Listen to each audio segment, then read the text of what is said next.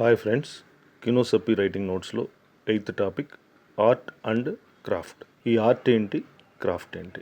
ఏ కథ అయినా begin with the art. Art అంటే కళారూపం. ఐడియాతో స్టార్ట్ అవుతుంది, ఒక్కోసారి క్యారెక్టర్స్తో స్టార్ట్ అవుతుంది, ఒక్కోసారి మనకి స్టోరీ థీమ్తో స్టార్ట్ అవుతుంది, ఒక్కోసారి క్రియేటివిటీతో స్టార్ట్ అవుతుంది. ఇవన్నీ కళారూపం అన్నమాట. సో ఈ ఆర్ట్ 40 to 50% ఉంటుంది.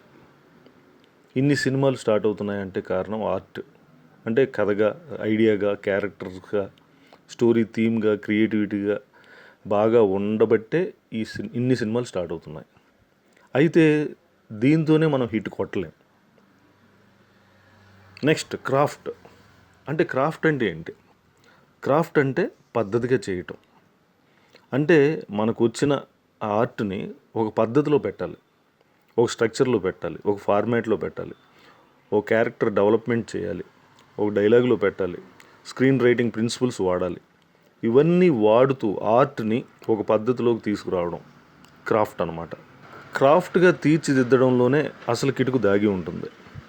ఒక ఆలోచన, కళారూపం రావాలంటే అది క్రాఫ్ట్లోకి తీసుకురావాలి.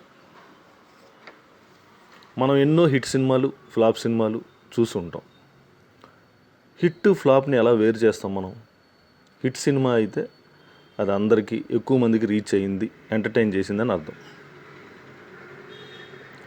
అదే ఫ్లాప్ సినిమా అయితే ఎక్కువ మందిని ఎంటర్టైన్ చేయలేదని అర్థం. హిట్ సినిమా అంటే ఎక్కువ మందికి రీచ్ అయిందని అర్థం, ఎంటర్టైన్ చేసిందని అర్థం. అదే ఫ్లాప్ సినిమా అంటే ఎక్కువ మందిని ఎంటర్టైన్ చేయలేదని అర్థం. అయితే హిట్ ఫ్లాప్ సినిమాలు ఒకప్పుడు ఐడియాతోనే స్టార్ట్ అయ్యి ఉంటాయి కదా.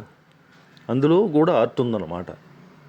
ఐడియా ఉంటుంది, ఆర్ట్ ఉంటుంది, క్యారెక్టర్స్ ఉంటాయి, కానీ దాన్ని సరైన క్రాఫ్ట్లోకి మలచలేదు.